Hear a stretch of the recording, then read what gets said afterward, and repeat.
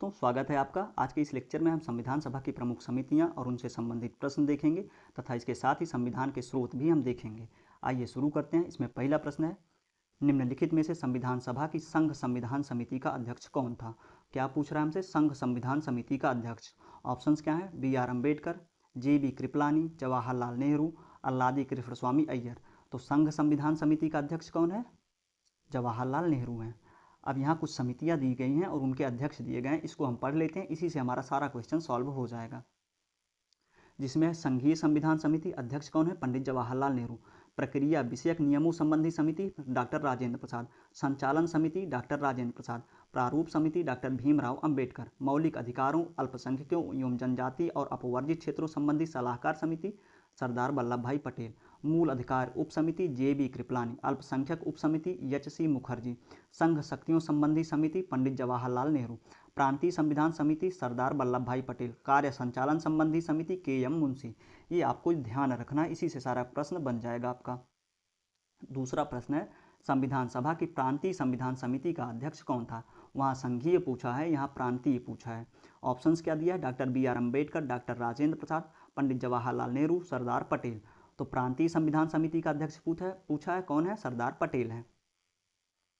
अगला प्रश्न है, भारतीय संविधान सभा की प्रारूप समिति के अध्यक्ष थे। प्रारूप समिति, ऑप्शंस क्या दिया है, doctor Rajendra Prasad, doctor B R Ambedkar, Jawaharlal Nehru, Purushottam Das Tandon. तो प्रारूप समिति के अध्यक्ष डॉक्टर बी आर अम्बेडकर। गठन कब हुआ इसका, 29 अगस्त 1947।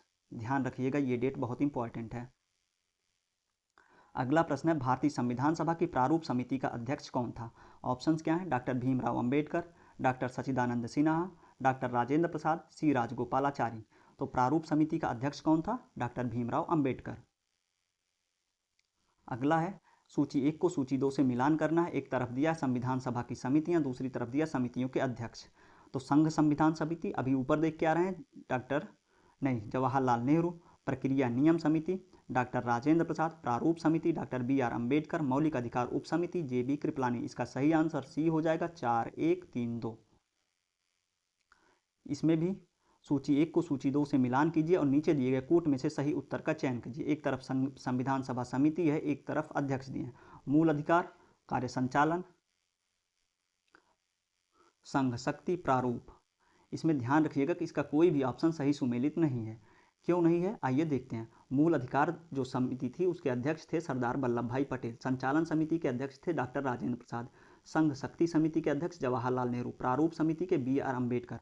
इसमें नोट ध्यान दीजिएगा कि के एम मुंशी जो थे वो कार्य संचालन संबंधी समिति के अध्यक्ष थे। क्या थे, कार्य संचालन संबंधी समिति के अध्यक्ष कौन थे, के एम मुंशी थे।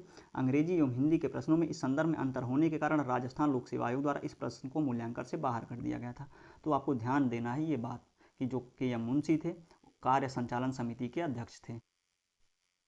अगला प्रश्न है, संविधान सभा द्वारा स्थापित मौलिक अधिकारों और अल्पसंख्यकों हेतु सलाहकार समिति के अध्यक्ष कौन थे।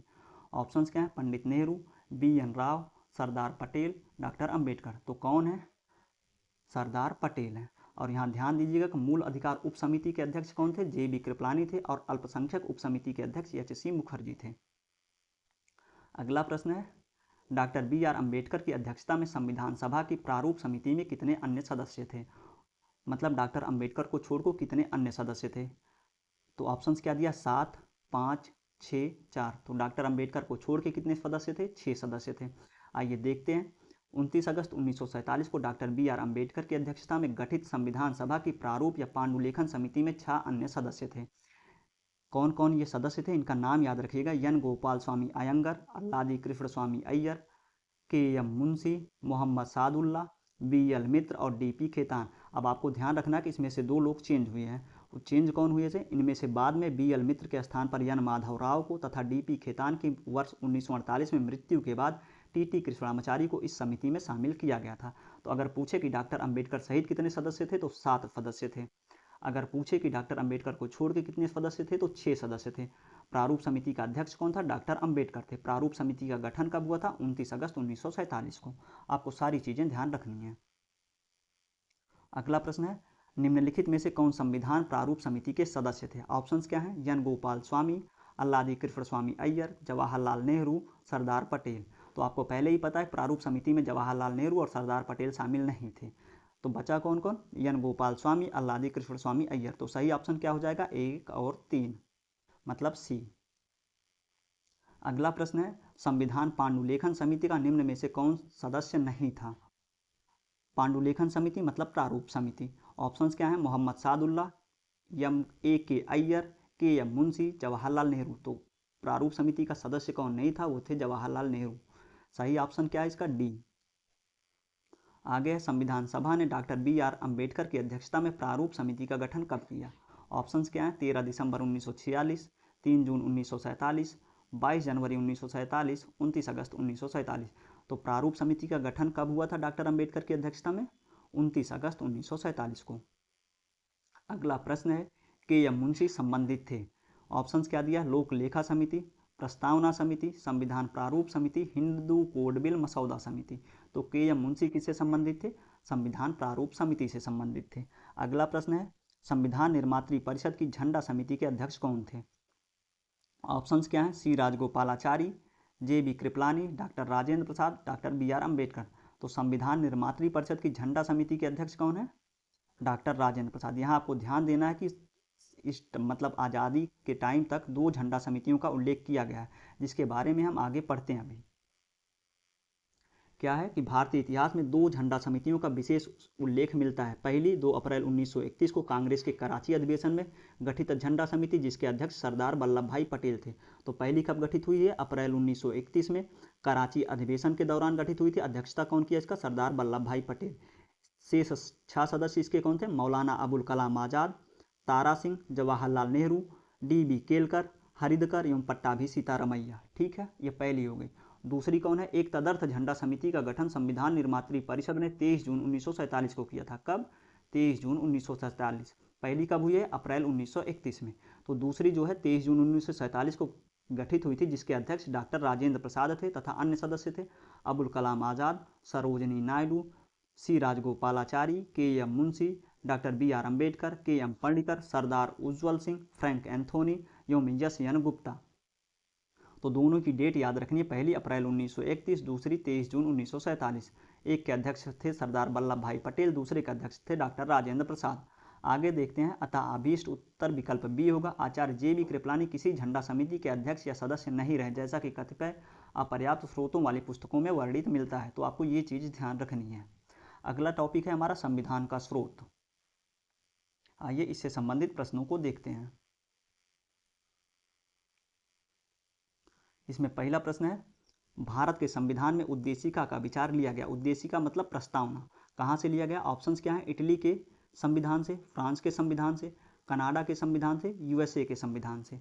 आपको ध्यान रखना है कि भारत के संविधान की उद्देशिका का विचार लिया गया है USA के संविधान से। लेकिन अगर पूछा जाए उद्देशिका की भाषा कहाँ से ली गई है, तो वो ऑस्ट्रेलिया के संविधान से ली गई है।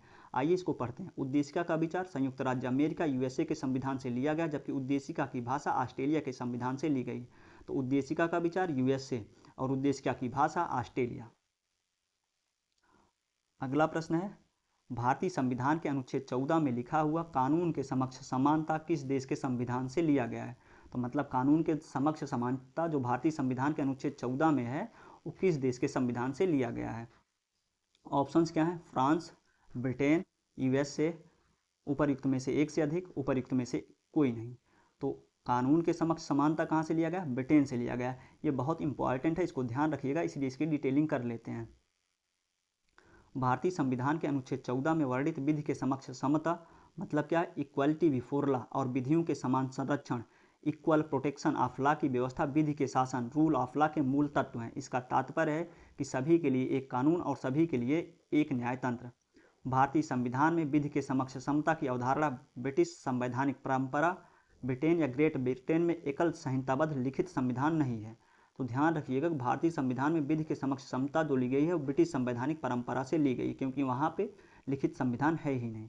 उल्लेखनीय है कि विधियों के समान संरक्षण की अवधारणा अमेरिकी संविधान से ली गई है। आप इसको ऐसे ध्यान रख सकते हैं कि संरक्षण मतलब अमेरिका सबको डिफेंड करते रहता है, हम इसके लिए लड़ रहे हैं, हम इसके लिए लड़ रहे हैं। तो संरक्षण कहाँ से, USA से। ठीक है, और समता कहाँ से, समता आपकी हो गई ब्रिटिश। तो संरक्षण अगर ध्यान रहेगा तो समता अपने आप ध्यान हो जाएगा। संरक्षण USA, ध्यान रखिएगा। अगला प्रश्न है, भारत में न्यायिक पुनरीक्षण की संकल्पना निम्नांकित देश के संविधान से ली गई है। तो न्यायिक पुनरीक्षण मतलब जुडिशियल रिव्यू कहाँ से लिया गया भारत में? ऑप्शंस क्या हैं? यूनाइटेड किंगडम, यूएसएसआर, संयुक्त राज्य अमेरिका, ऑस्ट्रेलिया। तो जुडिशियल रिव्यू भारत में कहाँ से लिया गया है? लिया गया संयुक्त राज्य अमेरिका में। आइए देखते हैं इसका मतलब क्या होता है। इसका आशय है कि सर्वोच्च न्यायालय एवं उच्च न्यायालय विधानों एवं आदेशों को न्यायिक पुनरावलोकन कर सकते हैं तथा उन विधानों एवं आदेशों को शून्य घोषित कर सकते हैं जो संविधान के प्रावधानों का उल्लंघन करते हैं। ध्यान रखिएगा, जुडिशियल रिव्यू यूएसए से लिया गया है। अगला प्रश्न है, न्यायिक पुनर्विलोकन की व्यवस्था भारत में कहाँ से ली गई? ऑप्शंस क्या हैं? केवल भारत में है, भारत और यूएसए में है, केवल यूएसए में है, केवल यूके में है। तो न्यायिक पुनर्विलोकन की व्यवस्था कहाँ कहाँ हो सकती है? तो लिया ही गया है यूएसए से, भारत और यूएसए दोनों में है। पांचवां प्रश्न है, निम्नलिखित में से कौन सा लक्षण भारतीय परिसंघ और अमेरिकी परिसंघ में समान रूप में पाया जाता है? ऑप्शंस क्या है? एक ही नागरिकता, ये गलत है क्योंकि अमेरिका में दोहरी नागरिकता है। संविधान की 3 सूचियाँ, न्यायपालिका की द्वैधता, संविधान के निर्वाचन के लिए परिसंघीय उच्चतम न्यायालय। तो भारतीय परिसंघ और अमेरिकी परिसंघ में समान रूप से पाया जाने वाला तत्व क्या है? संविधान के निर्वाचन के लिए परिसंघीय उच्चतम न्यायालय। ये पॉइंट सही है। अगला प्रश्न है छठवां, भारत की संघात्मक व्यवस्था निम्नलिखित में से किस देश से संबंधित है? ऑप्शंस क्या है? कनाडा, संयुक्त राज्य अमेरिका, यूनाइटेड किंगडम, आयरलैंड। तो भारत की संघात्मक व्यवस्था कहाँ से संबंधित है? ये संबंधित है कनाडा से। अगला प्रश्न है, भारतीय संघवाद किस देश की पद्धति पर आधारित है? ऑप्शंस क्या है? USA, Australia, Canada, Germany. तो भारतीय संघवाद किस देश की पद्धति पर आधारित है? ये आधारित है कनाडा। अगला प्रश्न है, भारतीय संविधान में राज्यों का संघ की संकल्पना को प्राप्त किया गया है। तो मतलब जो भारतीय संविधान में उल्लिखित है कि भारत राज्यों का संघ है, ये कहाँ से लिया गया है? ऑप्शंस क्या हैं? अमेरिका के संविधान से, ऑस्ट्रेलिया के संविधान से, ब्रिटिश नॉर्थ अमेरिकी संविधान से, स्विट्जरलैंड के संविधान से। तो ये कहाँ से लिया गया राज्यों का संघ? ब्रिटिश नॉर्थ अमेरिका अधिनियम से। इसको डिटेल में पढ़ते हैं। भारतीय संविधान में राज्यों का संघ की संकल्पना British north America act, Canada का संविधान अधिनियम 1867 से प्रेरित है। भारतीय संविधान के अनुच्छेद 1(1) के अनुसार भारत राज्यों का संघ है। 9वां प्रश्न है, भारत के संविधान में सम्मिलित समवर्ती सूची किस देश की देन है? ऑप्शंस क्या हैं? सोवियत संघ, ऑस्ट्रेलिया, इटली, कनाडा। तो समवर्ती सूची भारत में कहाँ से ली गई है? ये ली गई है ऑस्ट्रेलिया से। इसको ध्यान से पढ़ लीजिए। इस सूची में ऐसे विषय शामिल हैं जिन पर केंद्र एवं राज्य दोनों को कानून बनाने का अधिकार है। मतलब समवर्ती सूची पर केंद्र और राज्य दोनों कानून बना सकते हैं। दोनों द्वारा निर्मित कानूनों में टकराव की स्थिति में केंद्र द्वारा निर्मित कानून ही मान्य होगा। इसे 7वीं अनुसूची में शामिल किया गया है। अगर मान लीजिए किसी विषय पर केंद्र और राज्य दोनों कानून बना देते हैं तो किसका मान्य होगा? केंद्र का मान्य होगा। और यह समवर्ती सूची किस अनुसूची में है? 7वीं अनुसूची में है। अगला प्रश्न है, भारत ने समवर्ती सूची की संकल्पना उद्धृत की है। ऑप्शंस क्या है? यूएसए के संविधान से, ऑस्ट्रेलिया के संविधान से, स्विट्जरलैंड के संविधान से, यूएसएसआर के संविधान से। अभी बता के आ रहा हूँ आपको, समवर्ती सूची कहाँ से ली गई है? वो ली गई ऑस्ट्रेलिया के संविधान से। अगला प्रश्न है, भारत के संविधान निर्माताओं ने 7वीं अनुसूची में वर्णित समवर्ती सूची की अवधारणा को ग्रहण किया था। कहाँ से? ऑप्शंस क्या हैं? कनाडा के संविधान से, इटली के संविधान से, ऑस्ट्रेलिया के संविधान से, दक्षिण अफ्रीका के संविधान से। तो 7वीं अनुसूची में वर्णित समवर्ती सूची कहाँ से ली गई है? ये ली गई है ऑस्ट्रेलिया के संविधान से। अगला प्रश्न है, भारत के संविधान में समवर्ती सूची की अवधारणा गृहीत की गई है। अभी देख के आ रहे हैं समवर्ती सूची कहाँ से ली गई? ऑस्ट्रेलिया के संविधान से। अगला प्रश्न है, भारतीय संविधान में राज्य के नीति निदेशक तत्वों की संकल्पना किस देश के संविधान पर आधारित है? तो मतलब ये जो डीपीएसपी हैं वो कहाँ से लिए गए हैं? पहले तो आपको ध्यान रखना है, डीपीएसपी भाग 4 में है और अनुच्छेद क्या है इसका? 36 से 51। तो डीपीएसपी लिए कहाँ से गए हैं? ये लिए गए हैं आयरलैंड से। अब इसके बारे में डिटेल में पढ़ लेते हैं। भारतीय संविधान में राज्य के नीति निदेशक तत्वों की संकल्पना आयरलैंड के संविधान पर आधारित है। संविधान में इसे भाग 4 में अनुच्छेद 36 से 51 तक में उपबंधित किया गया है। तो आपको ध्यान रखना है ये सारा पॉइंट। अगला प्रश्न है, भारतीय संविधान में राज्य के नीति निदेशक सिद्धांत की अवधारणा किस देश के संविधान से ली गई है? तो नीति निदेशक सिद्धांत की अवधारणा किससे ली गई है? ये ली गई है आयरलैंड से। अगला प्रश्न है, राज्य के नीति निर्देशक तत्वों की व्याख्या भारतीय संविधान के पार्ट 4 में की गई। यह व्यवस्था किस देश के संविधान से ली गई है? अभी पढ़ के आ रहे हैं, कहाँ से ली गई? आयरलैंड से ली गई है।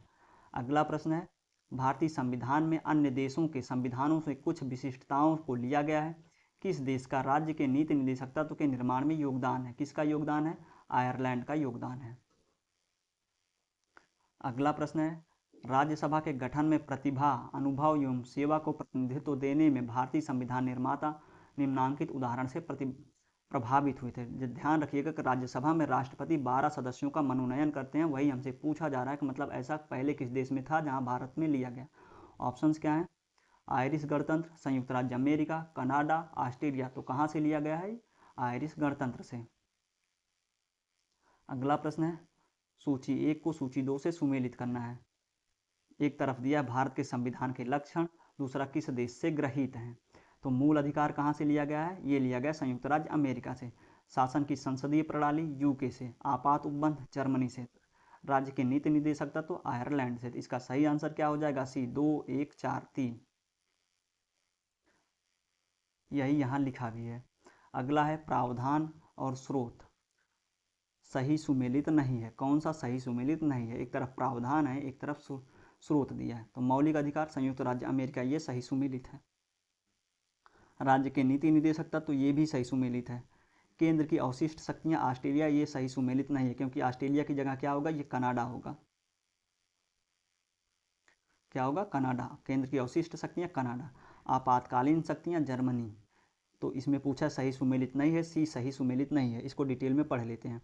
भारतीय संविधान में कनाडा के संविधान से सशक्त केंद्र के साथ संघीय व्यवस्था, अवशिष्ट शक्तियों का केंद्र में निहित होना, केंद्र द्वारा राज्यपालों की नियुक्ति, उच्चतम न्यायालय का परामर्शी न्याय निर्णय आदि ग्रहण किए गए हैं। तो कनाडा के संविधान से क्या क्या लिया गया है? सशक्त केंद्र के साथ संघीय व्यवस्था ली गई है, अवशिष्ट शक्तियों का केंद्र में निहित होना लिया गया है, केंद्र द्वारा राज्यपालों की नियुक्ति ली गई है, उच्चतम न्यायालय का परामर्शी न्याय निर्णय लिया गया है। इतनी चीज़ यहाँ से ली गई कनाडा से। आगे देखते हैं, जबकि संसद के दोनों सदनों की संयुक्त बैठक, उद्देशिका की भाषा, व्यापार वाणिज्य और समागम की स्वतंत्रता तथा समवर्ती सूची की व्यवस्था ऑस्ट्रेलिया के संविधान से ग्रहण किए गए हैं। तो क्या क्या ऑस्ट्रेलिया से लिया गया है? संसद के दोनों सदनों की संयुक्त बैठक, जो आर्टिकल 108 के तहत होती है, उद्देशिका की भाषा, व्यापार वाणिज्य और समागम की स्वतंत्रता, समवर्ती सूची की व्यवस्था ऑस्ट्रेलिया से ली गई है। आगे देखते हैं, सूची 1 को सूची 2 से सुमेलित कीजिए। मौलिक अधिकार कहाँ से लिया गया है? ये लिया गया अमेरिकी अधिकार पत्र से। राज्य का नीति निर्देशक तत्व आयरिश संविधान से। मंत्रिमंडलीय सरकार ब्रिटिश संविधान से। केंद्र राज्य संबंध कनाडा के संविधान से। तो सही उत्तर क्या हो जाएगा? 4, 3, 1, 2, डी। अगला प्रश्न है, नीचे दिए गए कूट का उपयोग करते हुए सूची 1 तथा सूची 2 को सुमेलित कीजिए। सूची 1 है, सूची 2 है। संवैधानिक प्रावधान दिया है, स्रोत दिया है।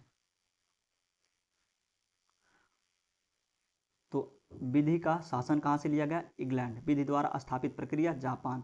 राष्ट्रपति के विचारार्थ राज्यपाल द्वारा विधेयक सुरक्षित रखा जाना कनाडा। विस्तृत उभयनिष्ठ सूची ऑस्ट्रेलिया। सही आंसर क्या हो जाएगा? डी, 2, 3, 4, 1। फिर हमको मिलान करना है। सूची 1 सुमेलित कीजिए और सूचियों के नीचे दिए गए कूट का प्रयोग कर सही उत्तर चुनिए। भारतीय संविधान के मद हैं जिस देश से अपनाया गया। नीति निर्देशक तत्व आयरलैंड। मूल अधिकार अमेरिका। समवर्ती सूची ऑस्ट्रेलिया। भारत राज्यों का संघ है तथा संघ में अधिक शक्ति निहित है कनाडा। तो सही आंसर इसका क्या हो जाएगा? डी, 3, 5, 1, 2। अगला प्रश्न है, भारतीय संविधान में मौलिक कर्तव्यों का विचार लिया गया है। ऑप्शंस क्या है? मौलिक कर्तव्य। मौलिक कर्तव्य संविधान के किस भाग में है?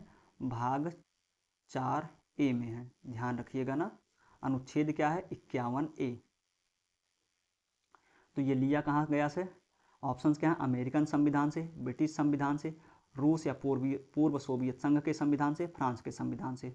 तो मौलिक कर्तव्यों का विचार कहाँ से लिया गया है? रूस या पूर्व सोवियत संघ के संविधान से। देखते हैं कि मौलिक कर्तव्य या मूल कर्तव्य अनुच्छेद 51 का मूलतः अंगीकृत संविधान के भाग नहीं थे। इन्हें 42वें संविधान संशोधन 1976 द्वारा सम्मिलित किया गया। ये मूल कर्तव्य पूर्व सोवियत संघ के संविधान से लिए गए। यहाँ एक समिति याद रखिएगा, उसका नाम है स्वर्ण सिंह समिति। कौन सी समिति? स्वर्ण सिंह समिति। स्वर्ण सिंह समिति। ठीक है, इसी समिति की सिफारिश पे इनको शामिल किया गया है। अगला प्रश्न है, भारत का संविधान सबसे अधिक लंबा हो गया है। कारण क्या दिया है कि मौलिक अधिकारों का अध्याय अमेरिकन संविधान के मॉडल से लिया गया है।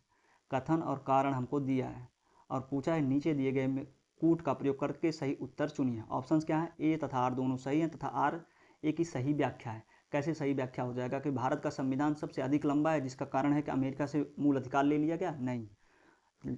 अगला है ए तथा आर दोनों सही हैं परंतु आर ए की सही व्याख्या नहीं है, यही ऑप्शन सही होगा। अगला है ए सही परंतु आर गलत है, नहीं, दोनों सही हैं। चौथा है ए गलत है परंतु आर सही, ये भी गलत है, तो इसका सही आंसर बी हो जाएगा। 25वां प्रश्न है, भारतीय संविधान में सन्निहित मूल अधिकारों की अवधारणा किस देश के संविधान से ग्रहण की गई है? तो मूल अधिकार पूछ रहा है कहाँ से लिया गया। ऑप्शंस क्या है, फ्रांस, ब्रिटेन, संयुक्त राज्य अमेरिका, रूस। तो मूल अधिकार कहाँ से लिया गया? संयुक्त राज्य अमेरिका से।